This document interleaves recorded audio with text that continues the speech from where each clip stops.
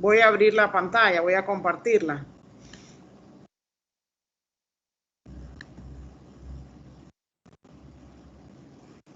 Ok, entonces el tema un tanto más sencillo que el que vimos de adrenérgicos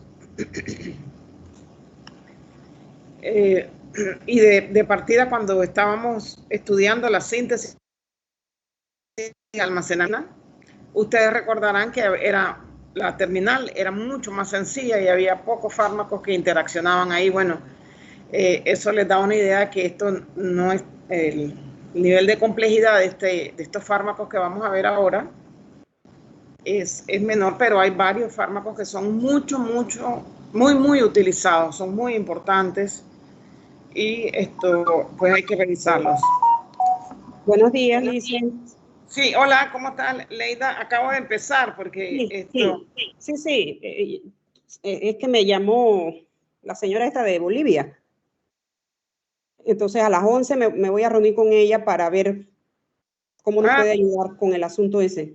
Ok, y con la otra chica también, con la Marta Milena, si nos podemos ayudar, ¿verdad? Tiene no sé cuántos días que le escribí y no me contesta. No sé, no me contesta el chat. Ahora hablamos de eso. Pues, gracias, dicen mil. Vale. Listo, entonces... Ok, entonces les estaba diciendo a los muchachos que ahora íbamos a empezar con el último capítulo, el último tema del sistema nervioso autónomo, de fármacos que afectan el sistema nervioso autónomo, que son los fármacos colinérgicos, que yo diría que es un tema un poco más sencillo que el de adrenérgicos, pero que también hay bastantes fármacos y que, bueno, hay que estudiarlo. Entonces, los fármacos colinérgicos incluyen dos grandes grupos, los parasimpáticos miméticos, porque el sistema colinérgico también se conoce con ese nombre, el sistema nervioso autónomo parasimpático, ¿verdad? Entonces, estos son los parasimpáticos miméticos o aquellos que mimetizan las acciones del neurotransmisor colinérgico, ¿verdad? Y el otro gran grupo son los parasimpáticos líticos, que vienen siendo los antagonistas de los receptores colinérgicos. Entonces, entre los parasimpáticos miméticos tenemos los de acción directa, que son encabezados por el neurotransmisor. Un momentito, que estoy buscando el puntero. Son encabezados por el neurotransmisor acetilcolina, y hay otros fármacos que se han ido introduciendo producto de los cambios que se han hecho en la estructura de acetilcolina, como betanicol, como carbacol, y pilocarpina, que a diferencia de estos dos últimos, es un fármaco de origen natural que se obtiene de una planta específica, el Pilocarpus jaborandis, y se continúa usando luego de muchísimo tiempo. Pero además de los fármacos de acción directa, vamos a tener los fármacos colinérgicos de acción indirecta, que tienen acciones reversibles. Es decir, ellos no van a unirse al receptor, como vamos a ver, con la excepción de neostigmina, que tiene acción directa sobre el receptor nicotínico muscular. Todos los demás son fármacos de acción indirecta, porque van a inhibir a la enzima acetilcolinesterasa, aumentando las acciones de acetilcolina. Entonces, entre el grupo de los reversibles, cuya acción es más corta, es más predecible, están edrofonio, está fisostigmina, neostigmina también la mencioné, y piridostigmina.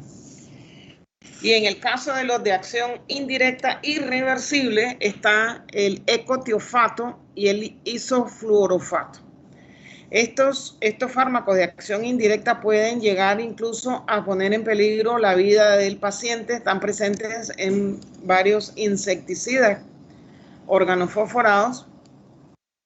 Y para finalizar o para combatir esa posible intoxicación que se dé con esas sustancias, existen los llamados reactivadores de la colinesterasa, que son conocidos como grupo, como oximas, de los cuales el prototipo es pralidoxima, como se menciona ahí, pero también pues hay otros, ovidoxima entre ellos. Entonces, vamos a ver primero, ya habiendo descrito la clasificación general de estos fármacos, Vamos a ver ahora un poco sobre los fármacos colinérgicos de acción directa, que vamos a dividirlos aquí ahora en ésteres de colina, un gran grupo, los ésteres de colina, y el otro gran grupo, los alcaloides naturales. Los ésteres de colina ya los mencionamos anteriormente, encabezados por acetilcolina, betanecol, carbacol.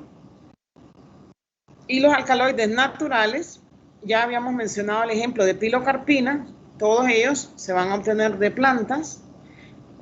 Por ejemplo, la nicotina, ya nicotiniana tabacum, ¿verdad? De ahí se obtiene y tiene aplicaciones clínicas, como vamos a ver. Y después está esta sustancia que tiene interés desde el punto de vista toxicológico por ahora, que se obtiene de un hongo, la Amanita muscaria. Entonces, cuando nos referimos a los ésteres de colina, vamos a ver que son compuestos de amonio cuaternario, es decir, van a tener un átomo de hidrógeno, un grupo de nitrógeno cargado positivamente, que es el que va a dar origen a ese grupo de amonio cuaternario, con esa carga positiva que acabo de mencionar, que impide su ingreso al sistema nervioso central, y también pues tiene poca absorción o pobre absorción oral. Aquí está una lámina que nos muestra algunos de los fármacos colinérgicos.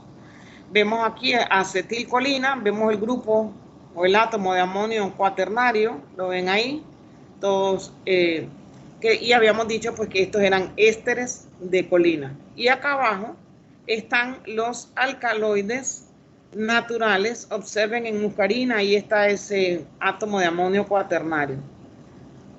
Continuamos.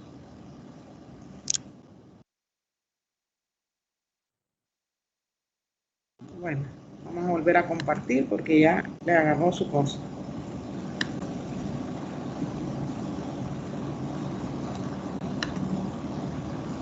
Ok, entonces, ahora vamos a estudiar un poco sobre acetilcolina, el neurotransmisor. Algunos aspectos ya los hemos revisado cuando estuvimos viendo la introducción a sistema nervioso central. Ahora vamos a entrar en más detalles.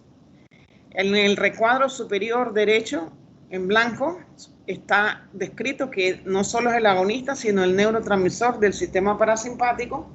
Vemos los receptores sobre los cuales puede trabajar todos los muscarínicos, desde M1 hasta M5, y los nicotínicos, el nicotínico neuronal, que lo vamos a encontrar en ganglios, en tejidos nerviosos periféricos, y en el NM en la placa motora terminal, en los músculos esqueléticos. Pero también existen receptores nicotínicos centrales. Acá abajo entonces encontramos la estructura de acetilcolina, y aquí está el enlace éster señalado por la flecha, que es el que rompe la acetilcolinesterasa. Entonces, debido a esa acción tan eficiente de la acetilcolinesterasa, los efectos de acetilcolina son extremadamente fugaces. Vamos a observar que a pesar de esa rapidez que tiene esa acción de acetilcolina, puede producir a nivel vascular, si se administra o si se libera de las terminales, puede producir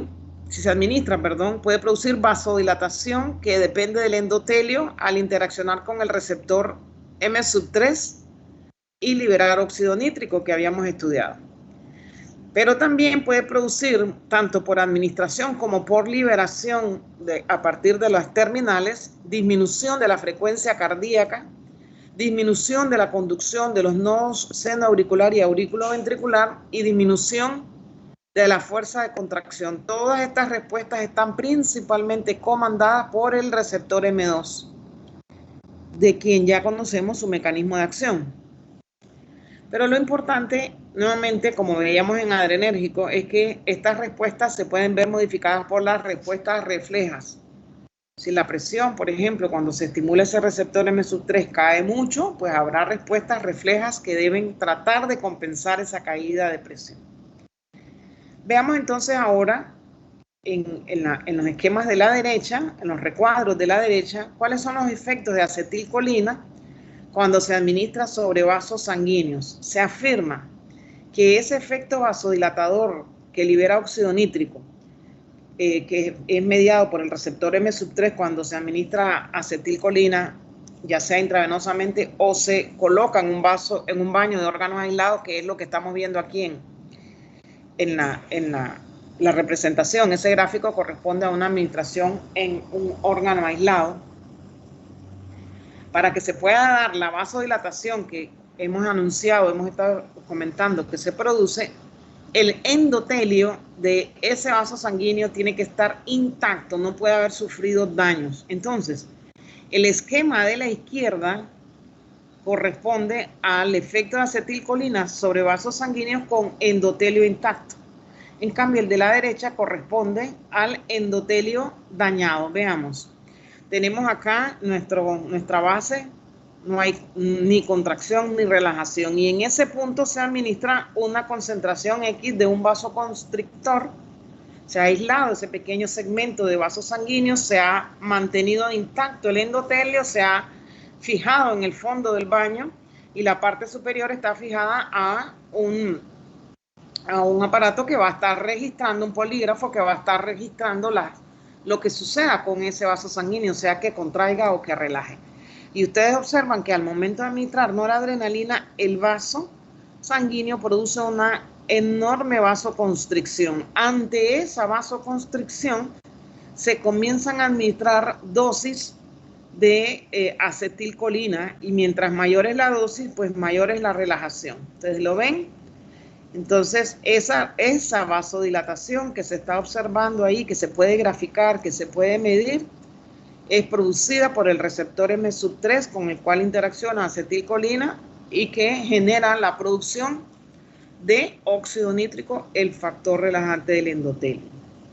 En cambio, en el esquema de la derecha, cuando se hace el montaje de ese vaso sanguíneo, se denuda ese vaso sanguíneo, se le arranca el endotelio y nada más tenemos entonces el músculo liso del vaso sanguíneo, se anuda la parte inferior a la parte interna del baño de órganos, la parte superior al polígrafo, y se administra la misma dosis de noradrenalina que antes nos produjo contracción, obteniéndose el mismo nivel de contracción.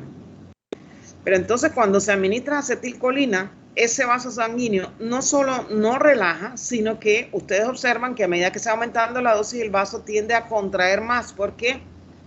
Porque queda libre el mecanismo de acción del receptor M3 acoplado a fosfolipasa C y que va a terminar en calcio produciendo contracción.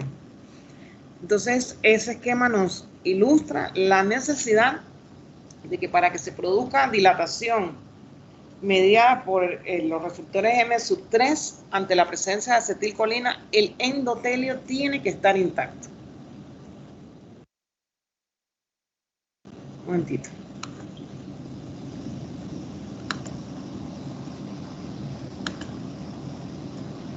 Muy bien, entonces nos vamos ahora a ver aquí que acetilcolina, su vasodilatación inducida por la vía de administración intravenosa, se va a acompañar de taquicardia refleja. Es lógico que ante la tal caída de presión arterial o de dilatación que vimos en el esquema anterior, tiene que haber una taquicardia refleja.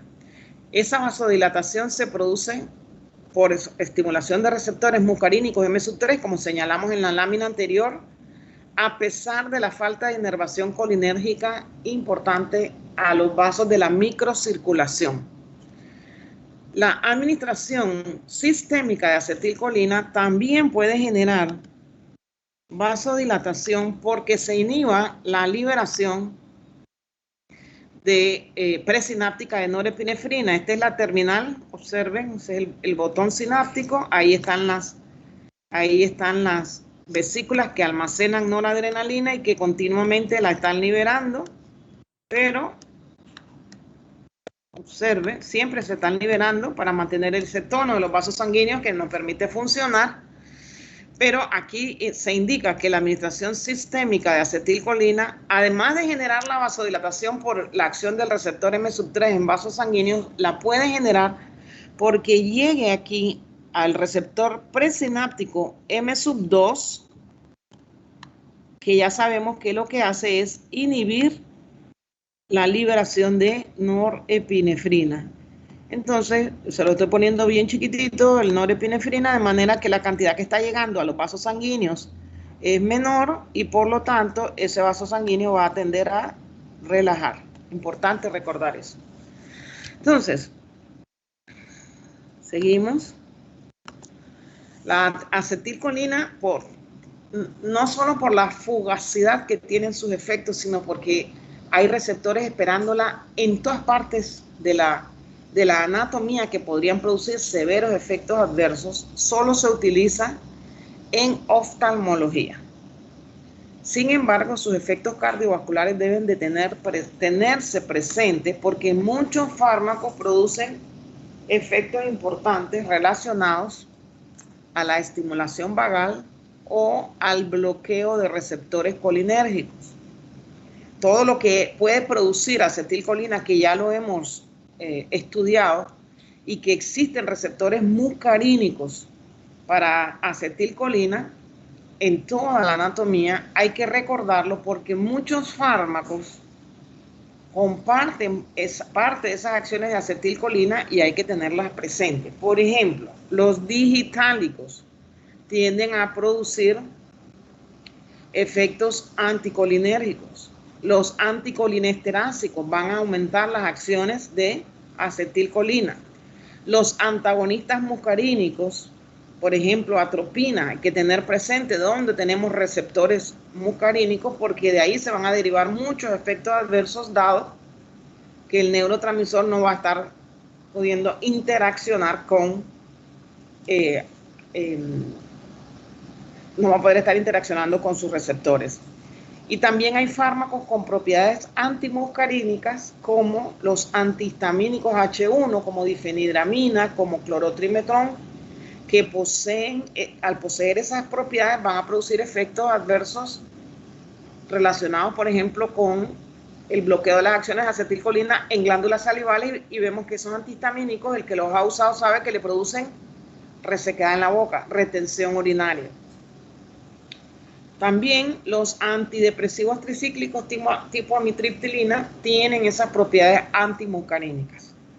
Entonces, es importante recordar que a pesar de que acetilcolina tiene usos muy limitados a oftalmología, la presencia de receptores para acetilcolina en toda la fisiología, la anatomía del ser humano, debe ser recordada porque muchos fármacos van a poseer acciones que o bien simulan las acciones de acetilcolina o las antagonizan. Entonces, seguimos. Uy, está rematado esto. Hoy es que se traban las diapositivas. Sí, pero bueno, así seguimos. Bien, entonces acá vemos los efectos parasimpáticos. Vemos, por ejemplo, que a nivel del corazón la frecuencia disminuye y si disminuye eso puede disminuir el gasto cardíaco y con eso va a disminuir la presión arterial. Entonces recuerden que a nivel cardíaco el receptor más importante que vamos a encontrar y que no vamos a olvidar que existe es el receptor M2.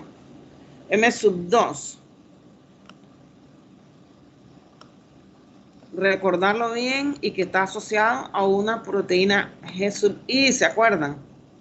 En cambio, en bronquios, en ojos,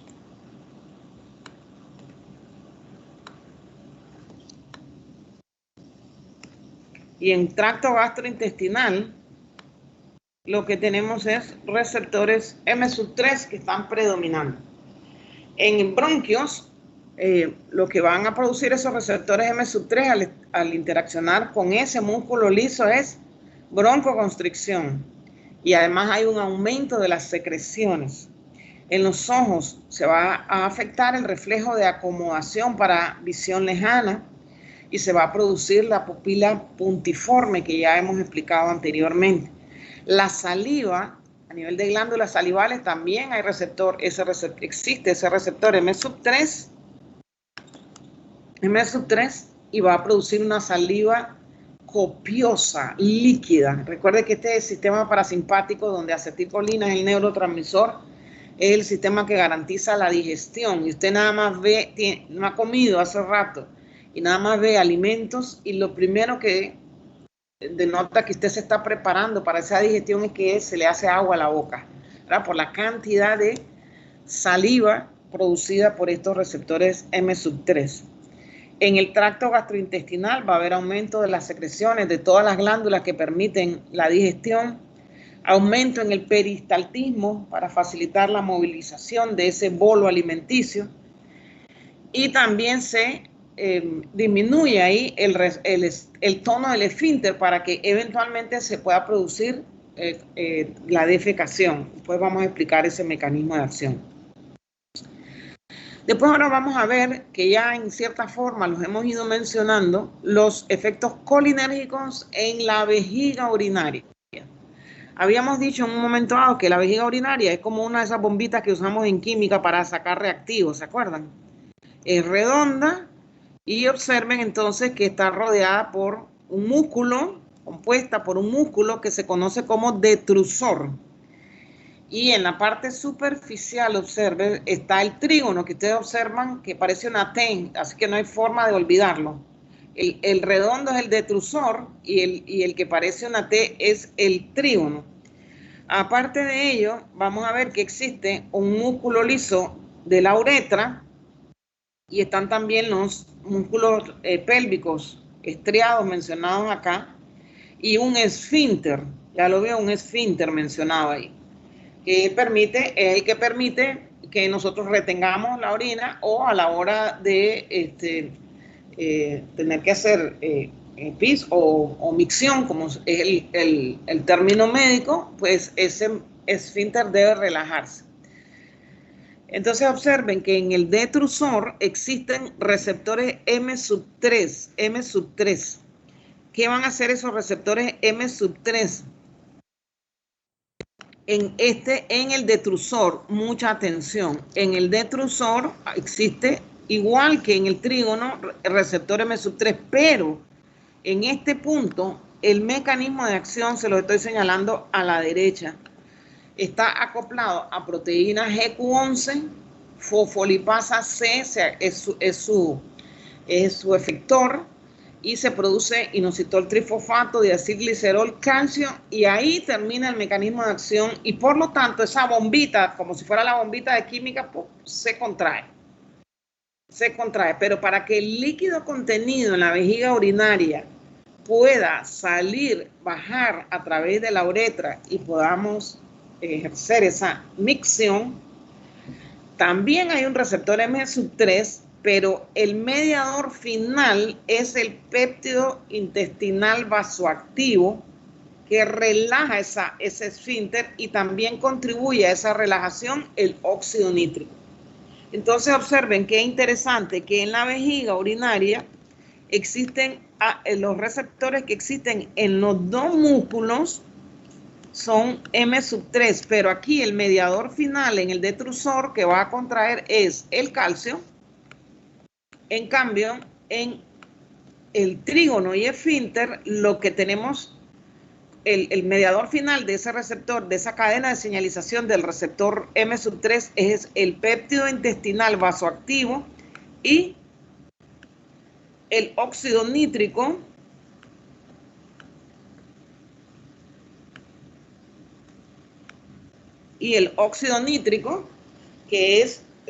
ambos son pues relajan esa musculatura que está implicada en el efecto de micción. Bien importante recordarlo y vamos a volver en su momento con toda seguridad a este esquema. Recordarlo, ahí le puse los puntos más importantes.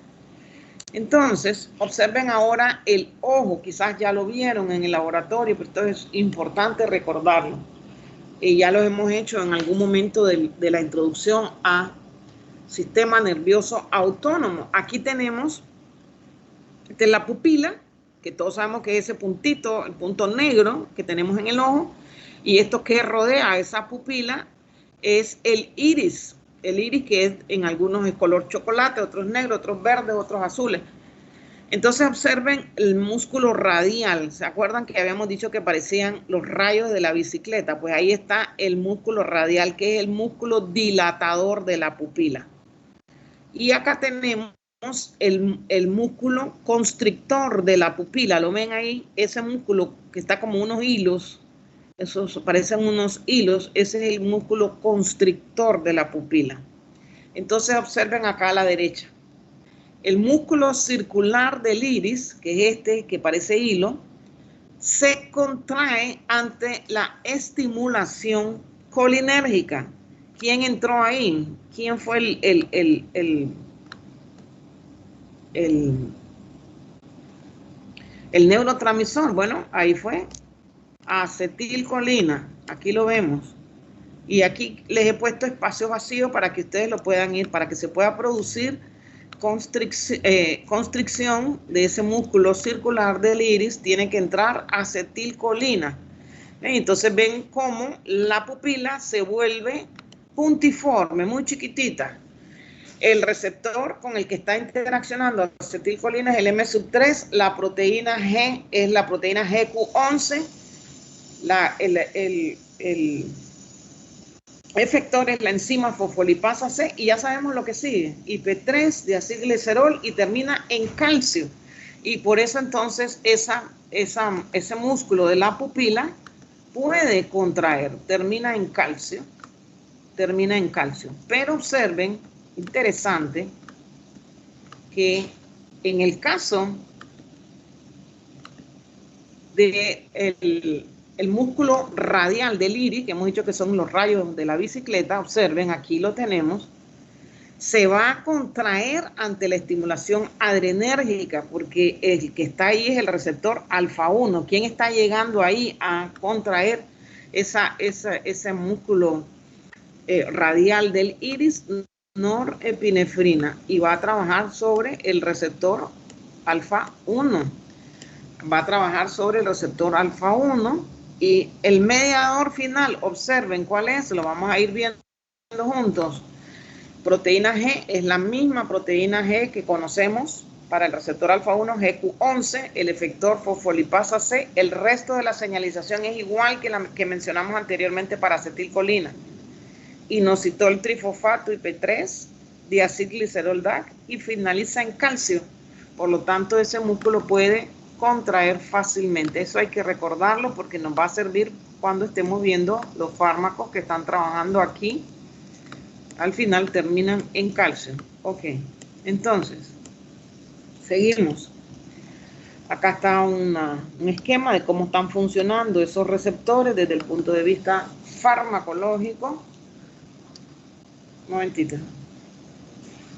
Desde el punto de vista farmacológico. Ok. Mecanismo simpático acá, que ya lo hemos estudiado. Llega norepinefrina, se une al receptor alfa 1. El receptor alfa 1 a través de una proteína GQ11 se acopla con el efector fosfolipasa C y ve que hay una activación de IP3, inositol trifosfato, calcio, y se produce entonces la contracción del músculo radial del iris, y por lo tanto la pupila, la ven ahí, grande, se dilata. Ese efecto se conoce como midriasis. Pero también puede contraer todos los vasos sanguíneos que se encuentren por ahí, ¿verdad? Se van a contraer, y ahí me muestran el vaso sanguíneo contraído. Entonces, no olvidar que estos efectos son producidos por el receptor alfa 1, ya conocemos su mecanismo de acción, y que este efecto en la pupila se llama midriasis. Muy importante recordarlo, porque es un término médico que continuamente vamos a estar escuchando, leyendo o aplicando en más de uno de nuestros cursos. Ok, entonces, vamos ahora con el mecanismo parasimpático. Ya lo vimos, acetilcolina se une al receptor M3, se están uniendo a nivel, por ejemplo, del músculo circular del iris. Está una proteína GQ11 acoplándolo a fosfolipasa C, lo mismo a IP3, diacilglicerol, calcio. Se contrae y vemos como ese músculo esfínter del iris músculo esfínter del iris se contrae, ¿verdad? Y la pupila se vuelve puntiforme. Ese efecto se conoce como miosis. Entonces, no olvidarlo, miosis. Ese es el efecto que puede producirse por el sistema parasimpático. Pero también, por ese mismo mecanismo de contracción, la pupila, el músculo ciliar se adapta para la acomodación. Eso es lo que permite que nosotros estemos adaptándonos para la acomodación y podamos tener acomodación lejana, ¿verdad? Podamos ver y podemos regresar también a la acomodación cercana. Acá tenemos, eso es como si tuviésemos, y lo voy a borrar después.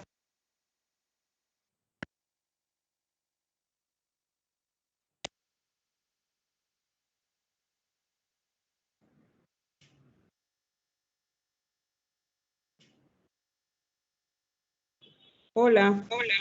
Sí, aquí estoy, ya regresé. Me dice que calidad eficiente de la red, ¿qué te parece? Qué barbaridad. Bueno, ahí voy. Casi no perdimos nada, así me parece.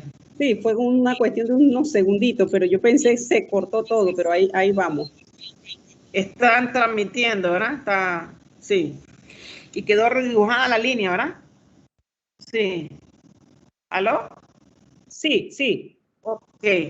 Entonces decía que estaba dibujando lo que falta de este dibujo. Para cada uno de ellos es igual a esto que estoy haciendo acá. Este sería entonces el globo ocular, la bola del ojo que tenemos atrás, que termina en la parte posterior con el nervio óptico y otras estructuras. Entonces observen, esto sería esto que vemos acá. Esta pequeña parte que vemos ahí es la pupila. Es la pupila, que es lo que nosotros logramos verle a las personas, el puntito negro. Y este que parecen unas pequeñas lenguas largas, delgadas, es el iris, que es la parte de color que le vemos al ojo de la persona. Entonces, aquí hay un músculo ciliar que es el que permite la acomodación. Entonces, permítanme que voy a borrar lo que dibujé ahí, pero sepamos que tenemos esto.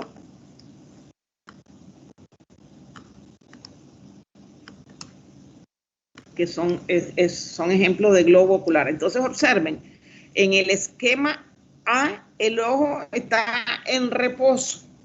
En el esquema B, observen, la pupila se ha hecho más chiquita, ¿la ven? ¿Verdad? Entonces, ahí la pupila está puntiforme. Esto es miosis. Ese B es miosis y es producido por la interacción de acetilcolina con su receptor M3. Acetilcolina, receptor M3 con el músculo circular del iris. Ahora, ay. Qué feo me quedó eso. Un momentito. Que no se me borre todo, Dios. Solo esta partecita. Ya, ok. Entonces, en la parte inferior, observan que la pupila está más expuesta. Ahí veríamos el ojo en midriasis. Y esa midriasis no puede ser producida más que por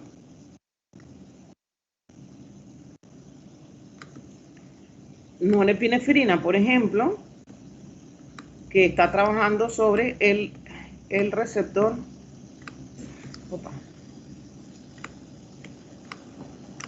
Sobre el receptor alfa 1 en el músculo radial, ¿se acuerda? Como los rayos de la bicicleta. Entonces esto recordarlo para establecer las diferencias y poder ver bien cómo se producen esos efectos. Ya conocemos con detalle el mecanismo de acción. Ok, entonces la contracción de ese músculo ciliar que hemos estado, ¿lo ven aquí? El músculo ciliar, igual, aquí sería el globo ocular, lo que vendría todo, ¿verdad? Todo sería, si me siguen el puntero, sería toda la bola del ojo. Entonces, la contracción del músculo ciliar provoca acomodación para la visión cercana y nos permite leer. Los ligamentos suspensorios del lente se relajan, entonces el lente se hace más convexo, se sitúa hacia adelante y ustedes ven aquí algo que dice ahí trabecular meshwork, es la red trabecular. Se amplía y se amplían así también los espacios para la salida del humor acuoso a través, todas esas acciones son mediadas por la extinción del receptor M3, porque ese humor acuoso está siendo producido en la parte posterior. Recuerden que les decía que esto no lo voy a poder terminar de hacer porque la pantalla no da, pero esto es todo un globo ocular. Va a venir aquí igual, todo el resto del lente. Y entonces, acá, todo el globo ocular. En esta parte posterior, aquí donde estoy señalando con ese ganchito, ahí se está produciendo ese humor, y se va acumulando ese humor acuoso, ¿verdad? Y se va acumulando y hay una vía de salida a través de esa red trabecular y ven entonces que va buscando salir a través de esos espacios y drenar hacia el canal de Schlenk. Todo eso es producido por receptores M3. Por lo tanto, voy a borrar la raya que hice. Por lo tanto, aquellos fármacos que puedan bloquear el receptor M3 pueden agravar la condición que se conoce, que pueda bloquear receptores M3, que se los estoy poniendo ahí. Los antimuscarínicos tipo atropina y otros pueden agravar la condición que se conoce como glaucoma, que es un aumento de la presión intraocular, para decirlo de forma muy sencilla, aunque la enfermedad, la condición es más compleja.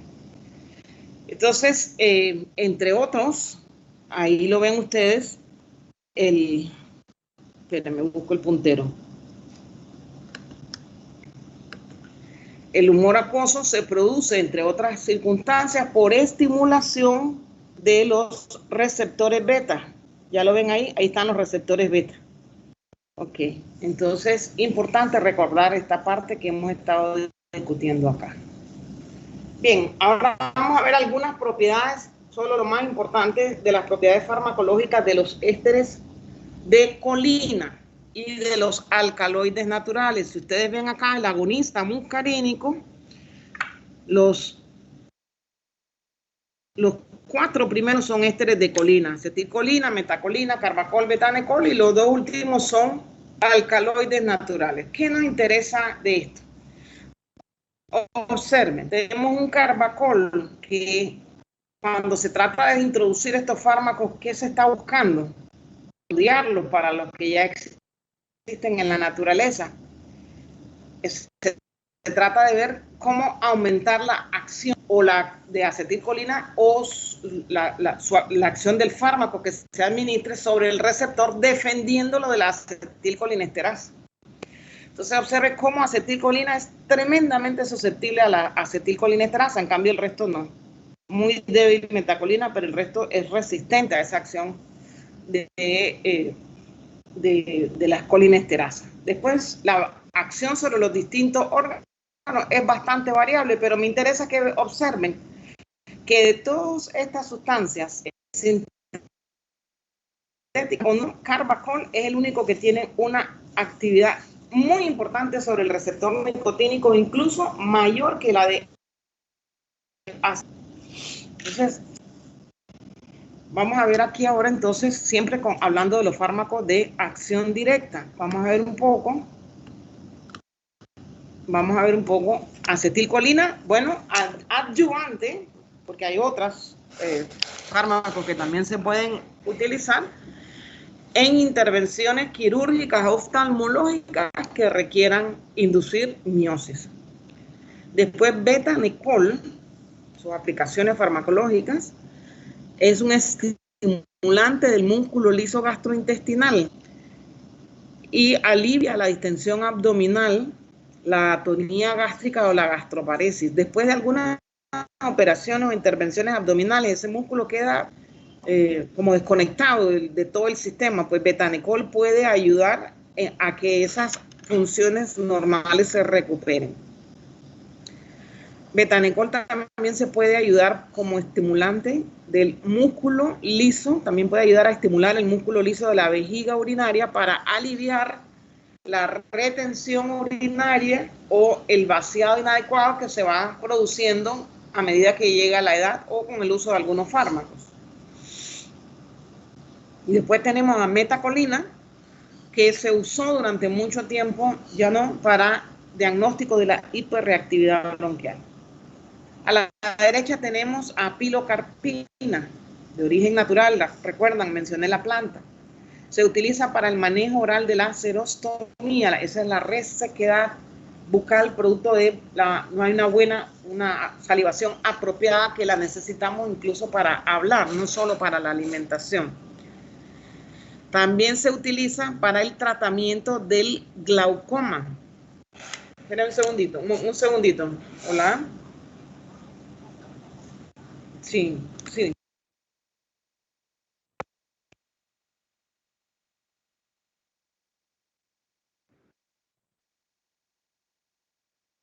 Hola, ¿me escuchan? Aquí estoy. Disculpa. Ya uno tiene psicosis con el internet. Sí, es que interrumpí un momento, disculpa. Vale.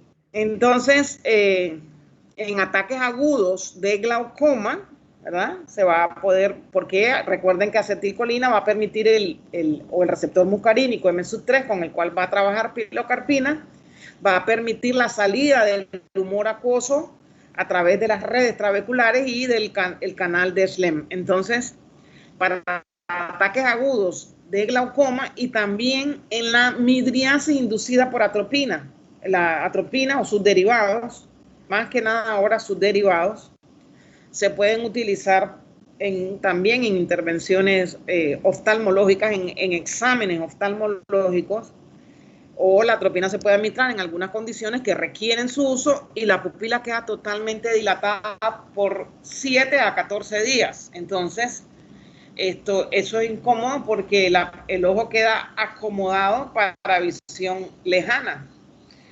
Y además hay fotofobia porque la pupila está completamente dilatada y la luz está entrando a montones. Entonces, bueno, pilocarpina podría contrarrestar como gotas oftálmicas ese efecto porque va a competir con atropina ahí.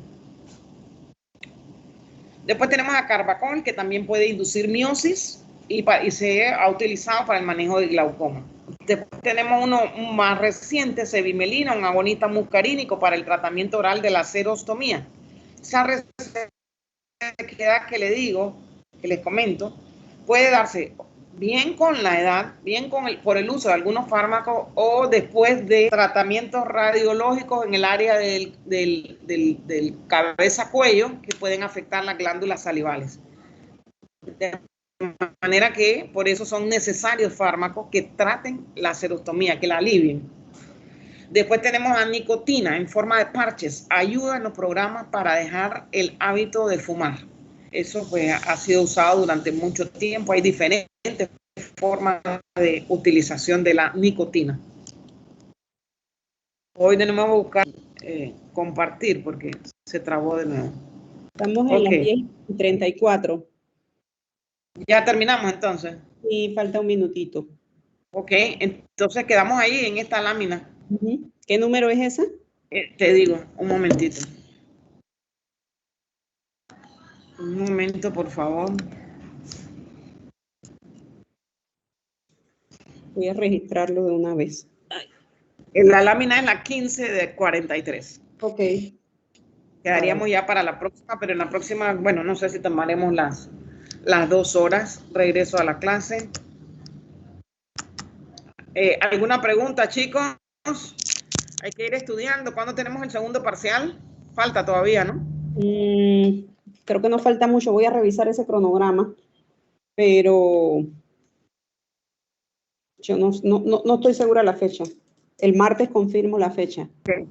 Bueno, chicos, muchas gracias. ¿Qué número me dijiste, perdón?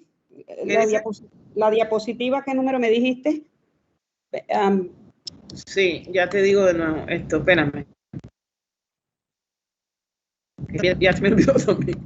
En la 15 de 40, de la 15, simplemente la 15. De colinérgico, vale. Ok, entonces, siendo así, me despido, chicos. Hasta el día martes, si Dios quiere. Cuídense mucho. Chao. Adiós, profe. Chao. Hasta luego, profesora. A ver.